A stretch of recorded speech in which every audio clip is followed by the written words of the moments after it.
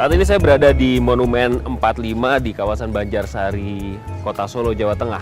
Percaya atau tidak, tempat yang menjadi taman kota yang nyaman saat ini dulunya penuh dengan pedagang kaki lima. Nah, pedagang kaki lima akhirnya bisa direlokasi dengan cara yang damai dan tanpa pertikaian. Tidak seperti daerah-daerah lain yang biasanya mewarnai relokasi pedagang kaki lima atau penggusuran pedagang kaki lima. Bagaimana itu bisa terjadi? Siapa yang melaksanakannya? Ikuti saya dalam program Tokoh kali ini.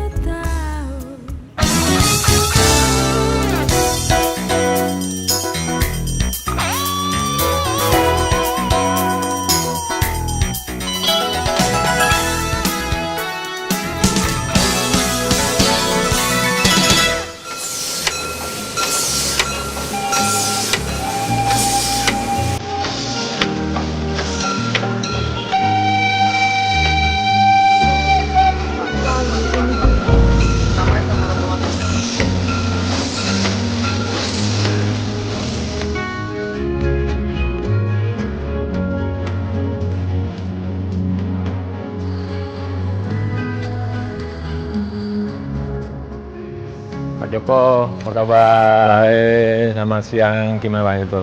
Baik, ini pemirsa, wali kota yang dapat 90% perolehan suara itu ilmunya apa, Pak? Ilmunya apa? Ya, ilmunya selalu dekat dengan masyarakat, selalu berkomunikasi dengan masyarakat, selalu ada di masyarakat, saya kira itu aja. Jangan lama-lama di kantor lah gitu. Pak Joko itu kan sarjana Teknologi kayu, kehutanan. hutan ya? Iya, kehutanan. Kok bisa melenceng jadi politisi, jadi birokrat gitu, gimana ceritanya? Ya, adalah saya setelah lulus dari teknologi kayu, kemudian masuk di bisnis ekspor mebel dan Mebel ya? Masih ada hubungannya mebel tuh dan sama kayu? Masih. Kemudian setelah 21 tahun di situ, yaitu 5 tahun yang lalu, saya didorong untuk Maju. gitu aja kira-kira.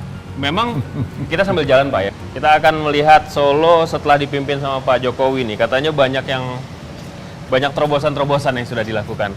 Pak, 5 tahun yang lalu ya, Bapak mulai maju sebagai calon waktu itu, calon wali kota. Kenapa memilih menjadi politisi, Pak? Enggak, sampai sekarang pun saya nggak merasa jadi politikus, enggak. Oke. Tetap seperti ini. Sekarang jadi petugasnya rakyat, menjadi petugasnya partai, itu saya lakukan apa adanya gitu aja. Sebisa saya. Nah, niat Bapak ketika awal pertama 5 tahun yang lalu di masa bakti yang pertama mau maju gitu. Cita-citanya apa sebenarnya? Cita-cita awalnya? Cita-cita awalnya saya melihat kota saya, kota Solo, kurvanya kok menurun gitu. Tidak berubah ke tempat yang lebih baik. Saya tergerak untuk itulah gitu aja kira-kira. Dan harus menjadi wali kota ya, menurut Bapak ya? Ya mau tidak mau, karena kalau nggak mau mempunyai power untuk merubah kota, power itu didapatkan kalau kita jadi wali kota mestinya. Iya. Nah, yang kembali ke masalah 90% itu. Ini terjadi karena memang Bapak melaksanakan kerja yang bagus buat masyarakat, sehingga 90% dari mereka memilih Anda. Ya, adalah saya ini kan diberi tugas oleh masyarakat. Diberi tugas untuk bekerja oleh masyarakat. Ya saya bekerja gitu aja. Saya nggak mikir mau mikir pilkada nanti dapat berapa persen, enggak. Saya diberi tugas oleh masyarakat untuk bekerja, saya bekerja sebisa saya. Saya kerjakan siang malam sampai pagi kadang. Ya itu yang saya kerjakan, gitu aja. Kembali ke masalah kota ya, Pak. Bapak katakan tadi kurvanya terus menurun. Langkah pertama yang Bapak lakukan 5 tahun yang lalu apa untuk menaikkan kurva itu? Yang pertama yang kita lakukan ya membuat perencanaan yang baik. Konsep plan kota untuk 5 tahun ke depan seperti apa, 10 tahun ke depan seperti apa, atau 20 tahun ke depan seperti apa harus disiapin dong. Kalau enggak kita kan nanti bekerjanya meloncat-loncat. Kalau saya biasa bekerja seperti itu, action plan, action segera gitu aja. Bicara soal relokasi pedagang kaki lima yang semua orang mengagumi apa yang Bapak lakukan terhadap pedagang kaki lima di Solo. Apakah itu sebelumnya sudah direncanakan? dan Bapak sudah punya konsepnya? Saya hanya melihat di beberapa negara ya, mereka tuh diberi space, mereka diberi ruang, entah yang namanya kawasan PKL, entah yang namanya kantong PKL untuk street vendors, semuanya diberi ruang. Tapi kenapa di kota ini atau di negara ini mereka tidak diberi ruang? Mereka akan mencari ruang-ruangnya sendiri. Tidak tertib akhirnya. Iya, harus ada ruang transisi antara apa itu di sebuah kota untuk mereka itu. Relokasi itu selalu menjadi kata yang tidak nyaman buat pemerintahan daerah karena selalu diwarnai dengan bentrokan, pertikaian dan lain sebagainya. Nah, kenapa di Solo nggak terjadi seperti itu? Apa yang dilakukan? Pertama, menurut saya niat kita ini memang ingin mengangkat mereka, niat kita. Jadi, tapi ada ketidakpercayaan, ada distrust dari pedagang kaki lima. Apa yang Bapak lakukan sih ketika itu? Ya, saya undang mereka, saya ajak makan siang. Masih belum ketemu, ajak makan malam. Masih belum ketemu, 3 hari undang lagi makan siang. Berapa belum kali ketemu. Saya pernah mengundang sampai 54 kali untuk memindahkan satu kawasan ke tempat yang baru.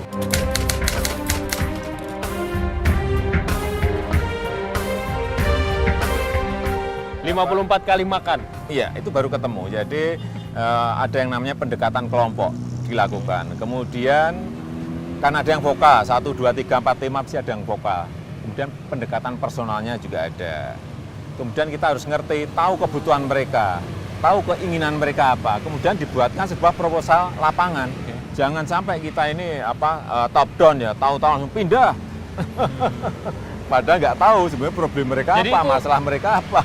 Upaya yang Bapak lakukan itu 54 kali itu banyak loh Pak. Banyak, selama 7 bulan.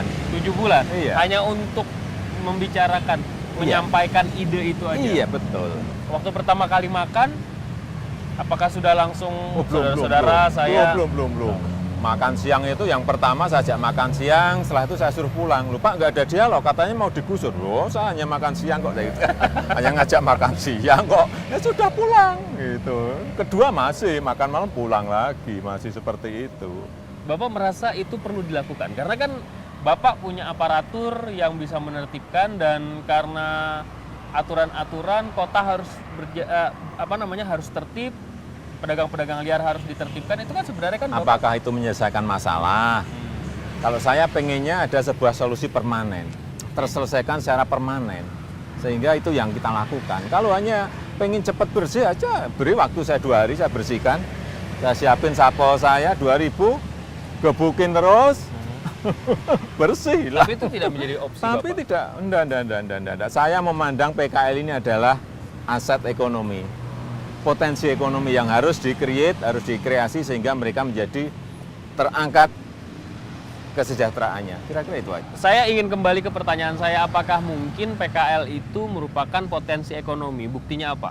Nanti dijawabnya Pak sesaat lagi. Ini namanya Pasar Klitikan Notoharjo. Jadi ini adalah pasar hasil pindahan dari PKL yang dulu ada di Banjarsari. Jadi mereka yang ada sekarang sebenarnya mereka yang tidak punya tempat tetap ya? Dulunya bertebaran di jalan, kemudian kita pindahkan ke sini.